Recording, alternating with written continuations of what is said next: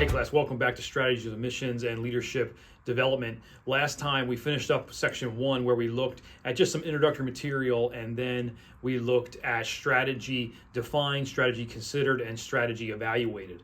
And now we're going to move into section 2 of our course, which is kind of switching gears a little bit, because what we're going to do is we're going to look at the history of missions and the different strategies that were used throughout the history of missions. And so we're going to look first at the early church. Stay tuned for the PowerPoint. Okay, class, we'll now move into our PowerPoint portion of this lecture on strategies of missions and leadership development. And we are looking at session number 4 today, the early church missional strategy.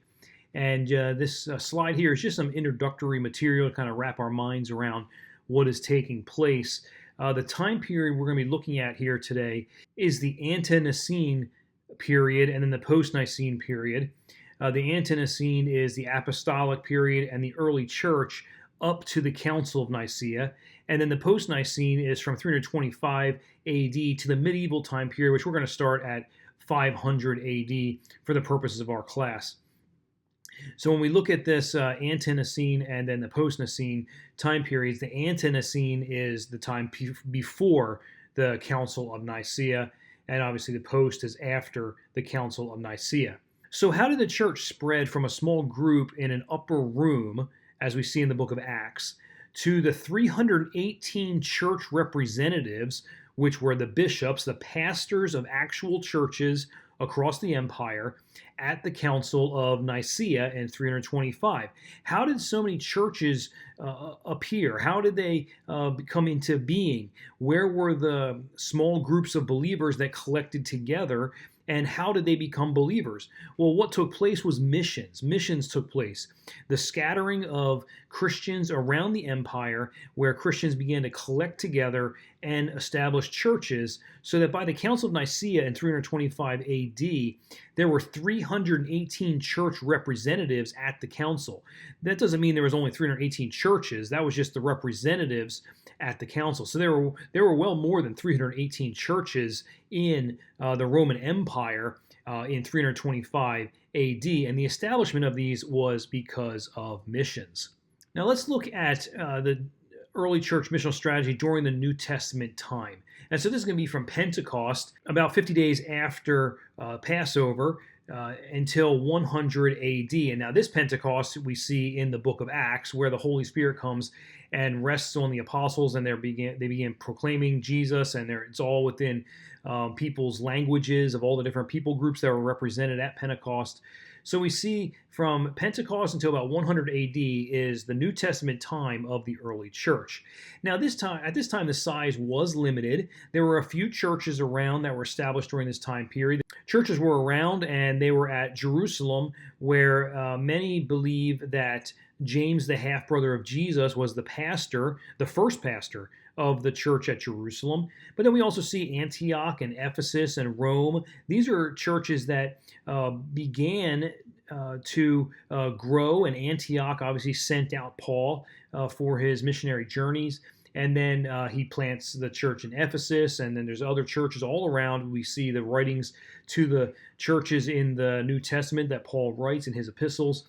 The church at Corinth, and the church in Rome, and the church in the churches in Galatia and Colossae and Thessalonica. So we see different churches all around popping up in the book of Acts, and then obviously his epistles to them.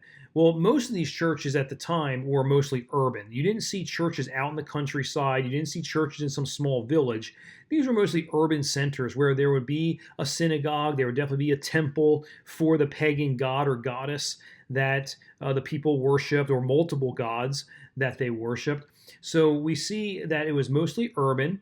And at the beginning, it was a Jewish influence at the start. But after 70 AD, more of the Greek world, which was the Roman Empire's portion of what the Greek Empire used to be, which was Hellenized, which means they spoke Greek and understood Greek, read Greek. Well, that Hellenized influence of that culture began to really start being seen in the early church. And although the region was Roman, it definitely had a Hellenized flavor to the church.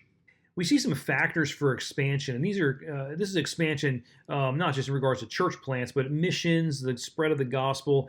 There's different factors of this expansion. First off is the Roman roads system. The Romans had a great deal of expertise in how to build roads. Their roads were so good that they even last till today, which is just funny. We have all this technology today, and if they pave a road here in Memphis, usually by next year there's gigantic potholes inside the road, and they're filling them up with patch to make the road all bumpy because of potholes being filled in. But the Roman roads lasted for centuries and centuries and centuries, all the way till millennia, because we even see the evidence of them today, as you see it there on the right-hand side, where they have these paved roads with pavers and filled in. They have been fairly smooth, and you can see looks like they've added rocks or stones to the side to make kind of like a curb. But definitely the road itself, this is from the Roman time period. And these Roman roads were used for commerce, for communications, Roman military travel, and also just ease of travel. People could move about the empire fairly quickly and easily. You would have roadside inns. You would have places to stop and rest. You would have stretches of road that might not be the safest because it was a desolate area and people could lay prey to the person. But for the most part, the Roman roads were safe and effective, and they were able to move people, troops, commerce, news, whatever it is, across the Roman Empire fairly quickly. They even had almost like a Pony Express, where if a message had to be moved across the empire quickly, the messenger could ride for some time at a very fast pace and either get to a stop and get a fresh horse, or turn the message over to another messenger on a fresh horse, and they could take the fresh horse another 20 miles and then stop and get another fresh horse and move the message or communication across the empire fairly quickly. The next factor of expansion is Pax Romana. And Pax Romana is Latin for Roman peace. This is kind of the environment that the Roman Empire had. The legions of soldiers, for the most part, were on the edges of the empire, holding back the barbarians. They were holding back the Goths, the Visigoths, the Ostrogoths. They were holding back the Franks and other barbarian groups that were pressuring in on the Roman Empire. But these legions, as they held back the barbarian hordes from moving in on the Roman Empire, they would actually move out and try to capture more land and area for the empire. The legions kind of gave this sense of peace. The warfare and the skirmishes were on the edges, and internally there was this sense of peace. Also, the government and the laws maintained a relative peace. Of course, there was violence. There were emperors that were assassinated. I'm not saying that it was all straight peace and they're like some kind of a peaceful utopia. But what I am saying is that the government and laws ensured that for the majority of the empire, there was peace. And because of this peace, people were able to live lives in a peaceful way, to include Christians. Now, of course, the persecution for Christians would ebb and flow based on the emperor, but once Constantine came to power and turned the Roman Empire into a Christian empire, there definitely was peace for the early church, and the missions, the gospel was able to spread. So here's a map of the Roman road system. You can see, obviously, there's a lot of roads going around Europe and North Africa and all the way up into what we would say is England today. You see the dark red section there on the boot of Italy. That's where Rome is, where you have this idea that all roads lead to Rome. So you can see that they can move around the empire fairly quickly. This map does cut off at Turkey. It would obviously continue all the way over to the Holy Land because that was part of the Roman Empire. But you can see that these roads, I'll put my cursor up here on the screen, what would happen was these roads would go and run into an ocean. So right here is what we would call the English Channel. And where the roads stopped here in northern France, they would just pick up the road over here on what we would say is England today. At that time, it was just called Britain. So then they would just pick up the roads and off they would go. Here's obviously London, and that would be a major center there, but you can see it goes all the way up north. Now, up north up here, there's a wall that goes across the entire area of what is today Scotland. There's a wall. It's called Hadrian's Wall, and that was built by Emperor Hadrian to give the northern boundary of the empire. He basically said, that's enough. That's as far as we're going to go. And they built a wall straight across Scotland, and it's still there today. You can go there today and see it.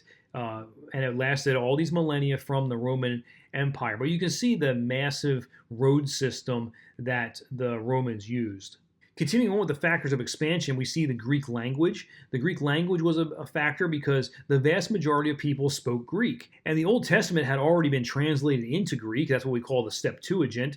And because the New Testament was written in Greek for the most part, there's a few little sections that are Aramaic. But because it's basically Greek, New Testament, the scripture was easily understood, or at least easily be read and understood by the people because it was in the Greek language.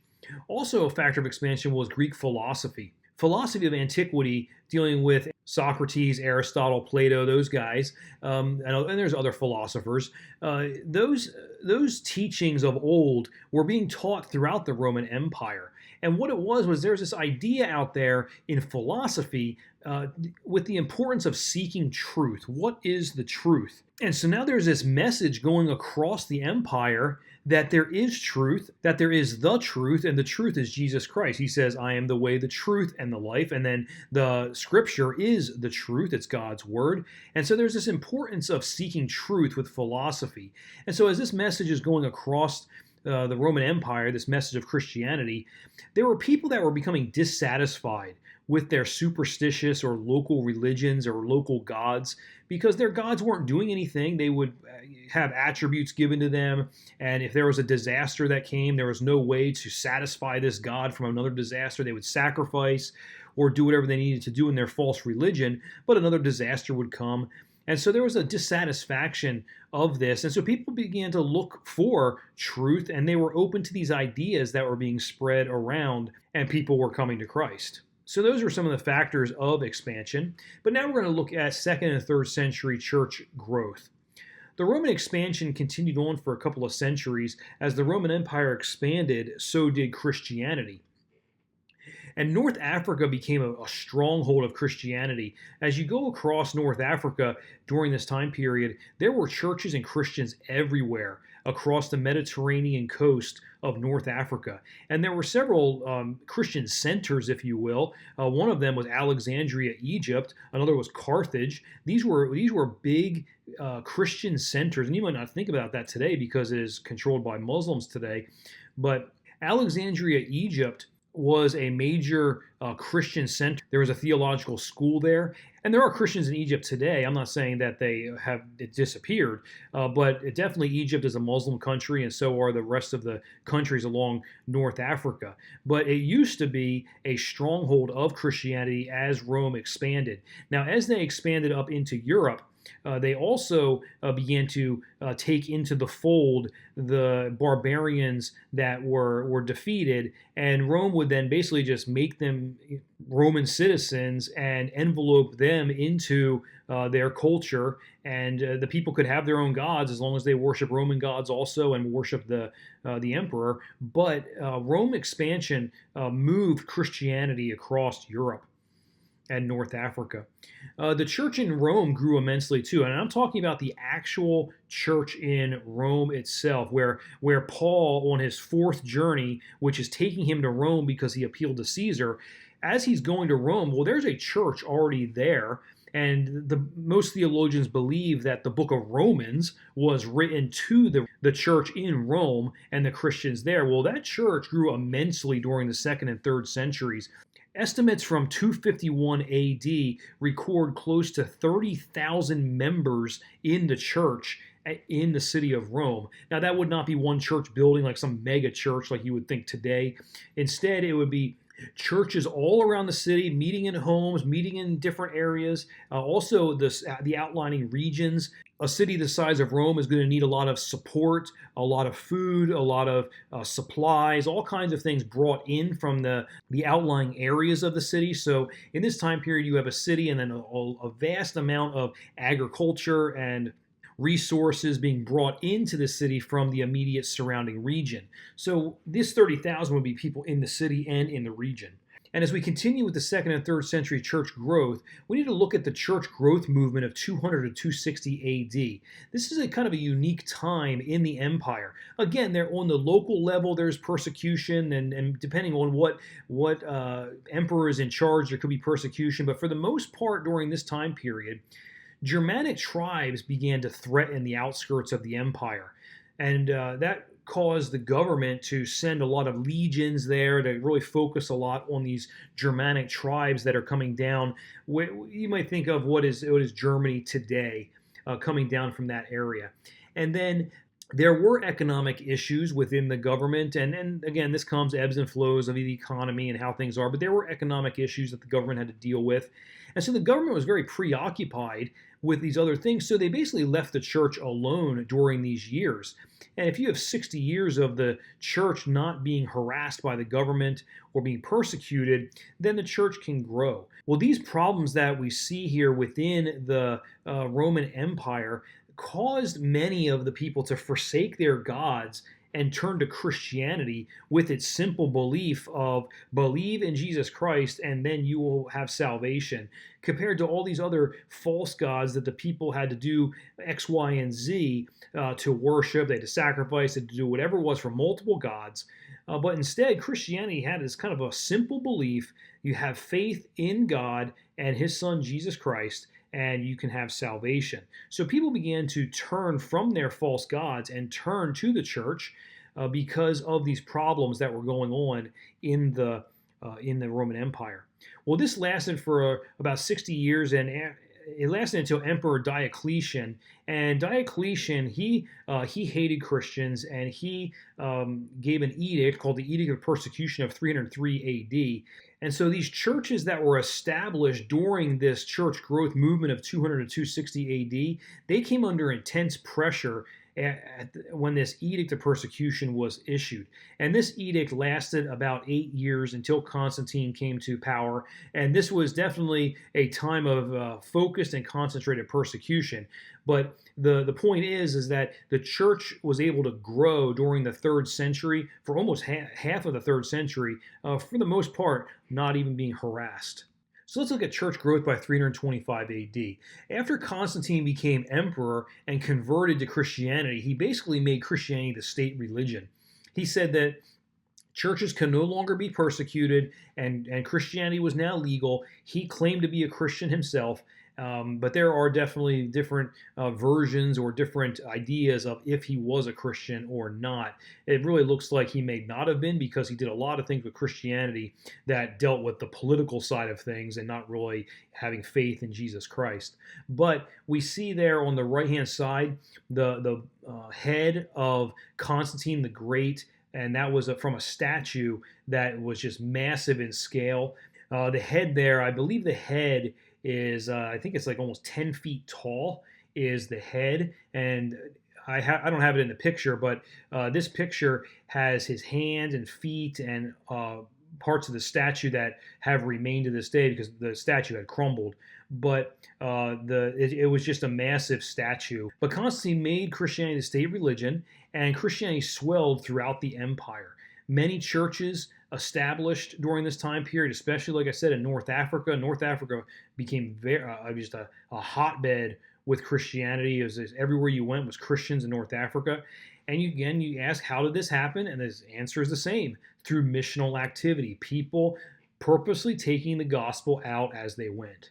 So let's look at this activity, the ante-Nicene missional activity. So again, before the Council of Nicaea, there was just a general activity that we'll talk about first. The early church fathers, such as Eusebius and Origen, and there's others, they stated that missionaries followed the example of the apostles and Paul, the Apostle Paul, to spread the gospel. So these are church fathers that There's a lot of writings by them, a lot of sermons by them, theology by them, and they said that these early missionaries followed the example of the 12 apostles and the apostle Paul to spread the gospel. There was one here, Pantinius, who he was a predecessor of Clement.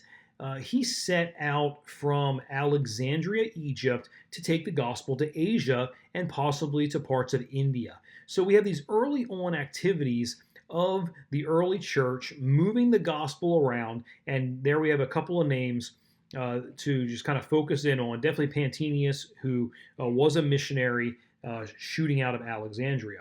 Okay, so let's continue with this ante-Nicene missional activity, and we'll look at a few bishops here. Bishops were pastors of large urban churches. All right, so if you were a pastor in Rome, a pastor in Jerusalem, a pastor in Antioch, a pastor in Colossae, wherever you were considered a bishop if you were a pastor in one of these large urban churches. And they would purposely target the outlying agrarian areas around their cities to proclaim the gospel and teach. So it was more of a reach your city and outlying areas, maybe the region for Christ, but it was mostly focused on kind of a localized area. And we see that Irenaeus, he was an early church father who reached the Celts out of Lyon, France. Now, Lyon, France is in southern France, and the Celts are from Ireland. And so you might think, well, that's odd. Well, there was large bands of what they would say barbarians, and the Celts they would look at as barbaric from the Roman standpoint. And the Celts moved down into Central Europe. And so we see that Irenaeus was witnessing to the Celts before the Council of Nicaea.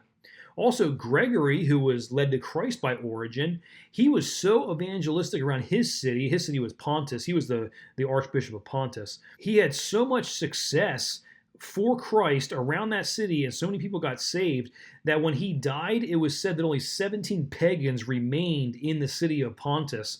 All the rest were Christians, is what they say. So there's activity going on by these bishops in their cities and in the regions around. Continuing on with the ante-Nicene missional activity, we also have lay missionaries. So instead of a bishop outgoing and doing it, most Christians are not well known, like you might think of Gregory or Origen or other bigger names. Most Christians are not well known. We don't even know their names. And they humbly spread the word of God around. And so we would say these are lay missionaries. Most missional activity was done by everyday Christians. Wherever they went, they would tell people about Christ, whether that be in the marketplace or on the street corner or in a home or as they traveled around. They would talk to people about Christ because that was their identity. Their identity was a Christ follower. So as they traveled around, they told people. Also, soldiers who came to Christ were given a plot of land as a pension. So if there was a Roman soldier in a legion and they did their time and they were a Christian and they did their time in the military, then they were given a plot of land to live on and farm and have an income from. So that was their pension. Well, many of these Christian soldiers would then allow a church to be built on their land. Maybe it was on the outskirts of a city, and they would put a church there on the land, and the agrarian area outside of the city was able to be ministered to out from that church. So many soldiers that became Christians would build churches. Many Christian women also saw churches mainly in their homes because women in the Roman Empire oversaw their households. Men usually did not oversee the household, taking care of children, taking care of the servants, or if they had slaves, or whatever the economic situation is within the home, the money, the budget, the belongings. All of these things many women would handle, and many Christian women who oversaw their households, guess what they did? They allowed a church to start in their homes. And so many women were instrumental in starting churches all around the empire, outside of cities or inside of cities, wherever they were at, they started churches. And so, for example, that 30,000 Christians that were in Rome, where did they meet? Many of them met in homes, and these homes could have been managed by Christian women. Okay, let's look at the ante-Nicene missionary methods. So again, pre-Council of Nicaea, we have some methods. Well, the methods are pretty simple. The gospel was spread by personal contact. That would be where a missionary or somebody that's spreading the gospel would have some sort of personal contact with people, such as public preaching and teaching, maybe in-home visiting. Some literature was being produced on Christianity, and so maybe someone could read it and explain it to the illiterate. There was some kind of personal contact for the gospel to be spread. Also, we see during this Council of Nicaea era that there are trials and martyrdoms that take place, and that was a witness for Jesus Christ. In fact, the word witness in our English language, as we translated it from the Greek, martyr means witness. So the people were proclaiming their belief as they were dying for their belief. So there were trials, there was martyrdom, and the name of Jesus was being spread. Also, there may have been social issues going on in the empire that the church would take care of, such as taking care of widows and orphans. And these social issues were important methods to be used for the spreading of the gospel. As widows and orphans being cared for, people are seeing this and seeing the church care for society's issues, and it was a witness for Jesus Christ. So now let's look at ante-Nicene missionary factors for expansion. Number one, God's will that the church would grow. So that's just almost like a catch-all, if you will, factor, that it was God's will that this would occur. The expansion was going to happen because God was saving people. Number two, there was Christian zeal for their faith. And that could be looked at almost as an understatement, because when you look at it today, Christians today, there are people that are on fire for God and everything. But in today's 21st century, many churches have kind of sat back into more of the comfort zone and allow the missionaries out there to do the mission work as the church kind of sits back in their comfort zone. But that wasn't the case in the pre-Council of Nicaea era. The Christians were out there sharing their faith zealously. They were excited to do it. They wanted to do it. So we see there is Christian zeal for their faith. Number three, appealing message of love, forgiveness, and spiritual life. Again, like I had mentioned, that people were dissatisfied with their gods, and so there was an appealing message, the message of love and forgiveness and spiritual life, and people were attracted to that, and so there was expansion. Number four, discipline and organization in an uncertain time.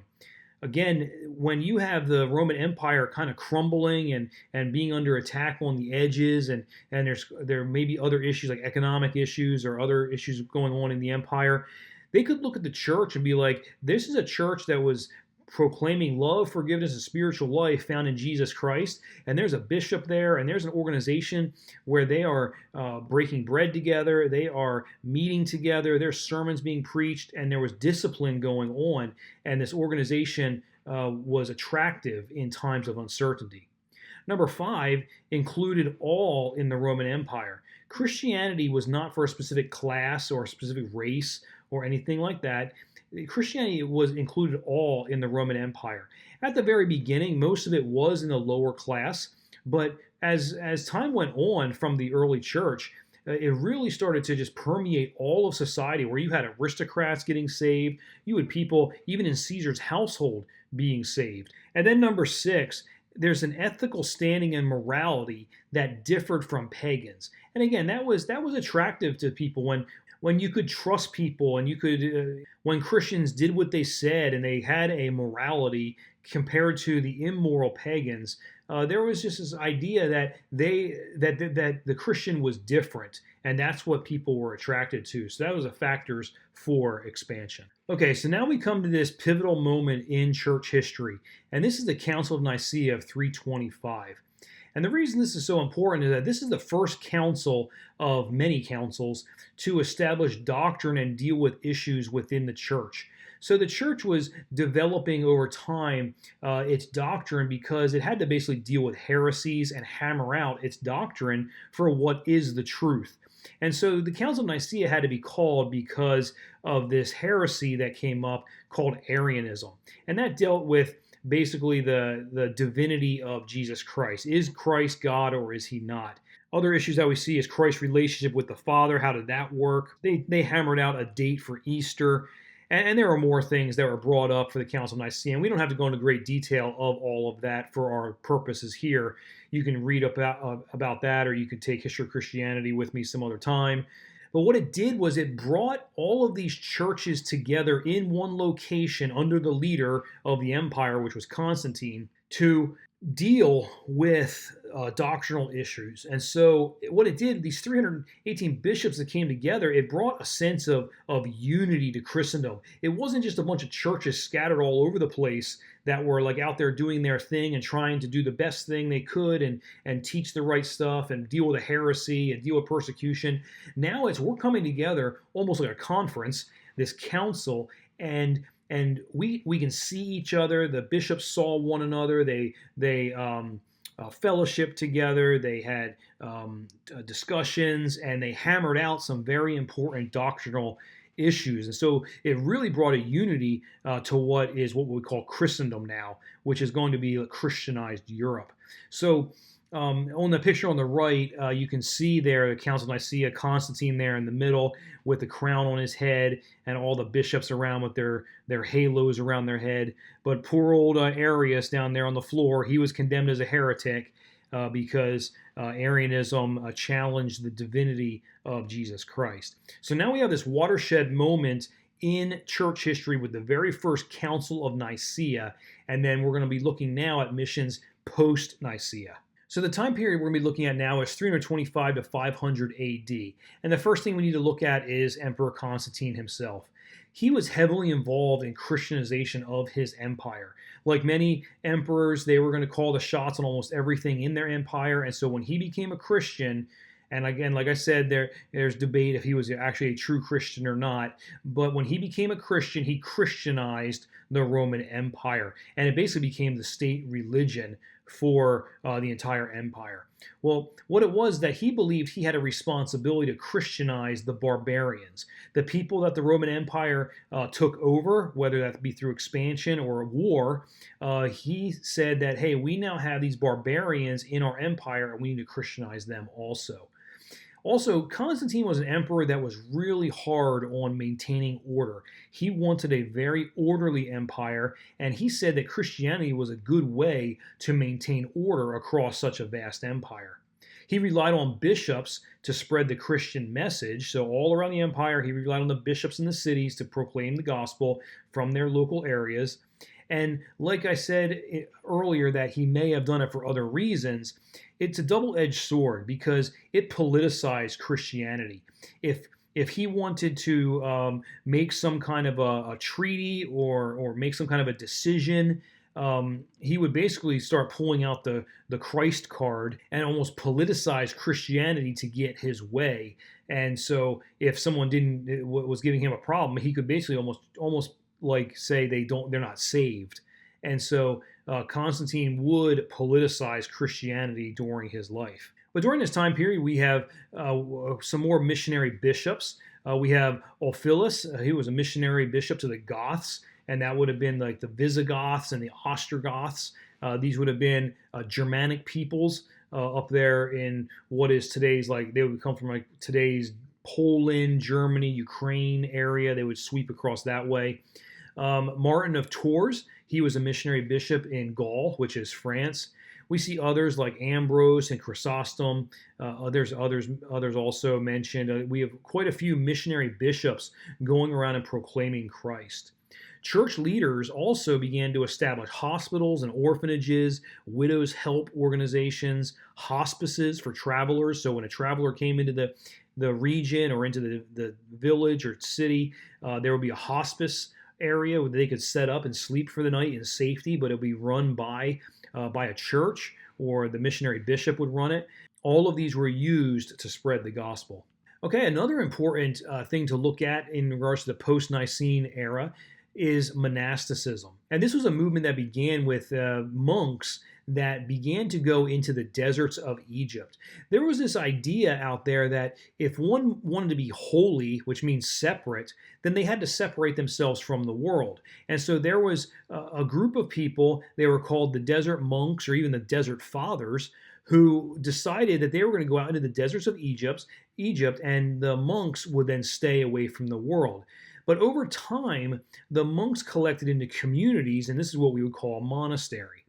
And early monasticism remained isolated. So there would be a monastery here and there. Sometimes the monastery would be out in the middle of nowhere, like the desert, but they would be very isolated. And just the local area around the monastery was evangelized. So this is early monasticism. It's not a great force for missions yet.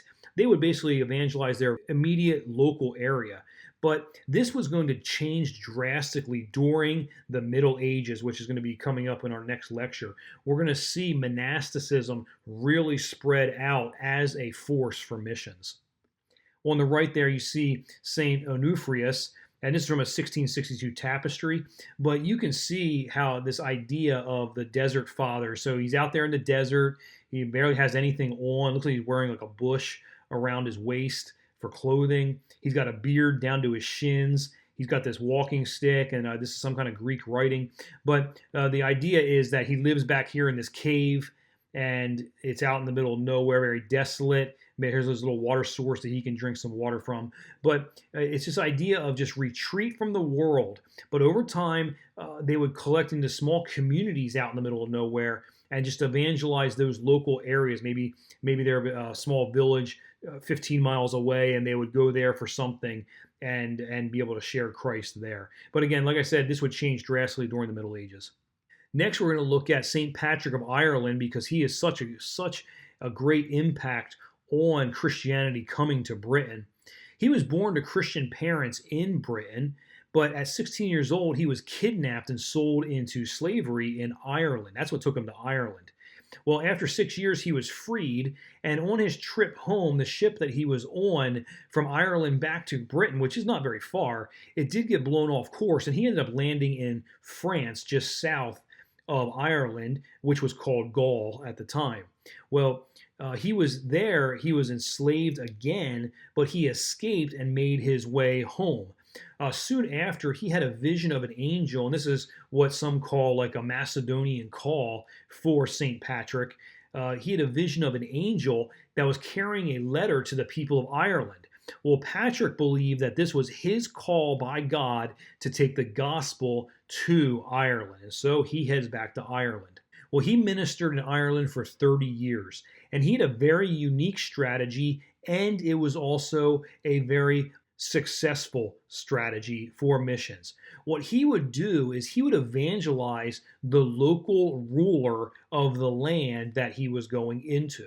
And so his idea was that he would proclaim Christ to a local ruler, and if they got saved, then he could continue with the mission to the people. So when the local ruler got saved, he would focus on the masses under that ruler's charge. He also found that Christians that were already there, because some had migrated over from Britain when the Roman Empire was there, that Christianity had spread around already, he found Christians there and he organized them into local churches. So he found Christians scattered around and he would bring them together into a local church.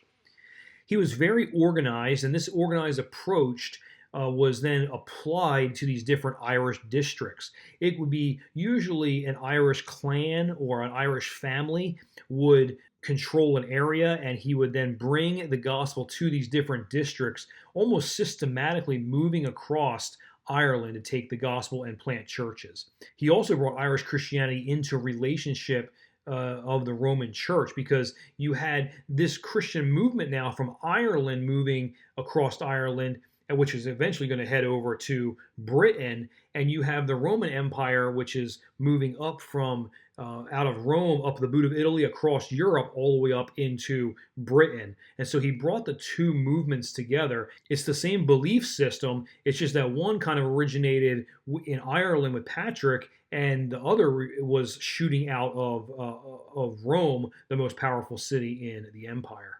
Okay, so let's look at church growth here to finish this up. Church growth by 500 AD, the church was very different than the pre-Constantine time period. Many people coming to Christ now are almost coming to Christ as a norm, or even some out of just convenience to be able to live a peaceful life or a more productive life. Before Constantine, there were issues with persecution and whatnot, but now it's almost like people are just getting saved as a norm. Church, for the most part, had hammered out most doctrinal issues by this time, and they pretty much settled into Orthodox belief, which is the belief of the fundamentals of faith. And then the barbarian groups, for the most part, by 500 AD, and I'm not saying every single group, but by 500 AD, many of the barbarian groups, the Visigoths, the Franks, the Vandals, and others, they were evangelized by now. Many of them had come to Christ, and growth had also moved east. We've been focusing a lot here just on the Europe, and we definitely do focus on Europe. But we also have to remember that there was missionary activity headed towards the east, which after the East-West Schism, that's where we're going to start seeing the Greek Orthodox Church, the Russian Orthodox Church moving further and further away from Rome and being more in line with the beliefs that were coming out of Constantinople in the east. So there was growth going on in Europe and also in the East. Okay, so that's it for this PowerPoint. I'll see you in a second. Okay, class, that's it for today, and a good look at the strategy of missions for the early church. And next time, we're going to then continue on in history, and we're going to be looking at the strategies of missions with the Middle Ages. I'll see you then.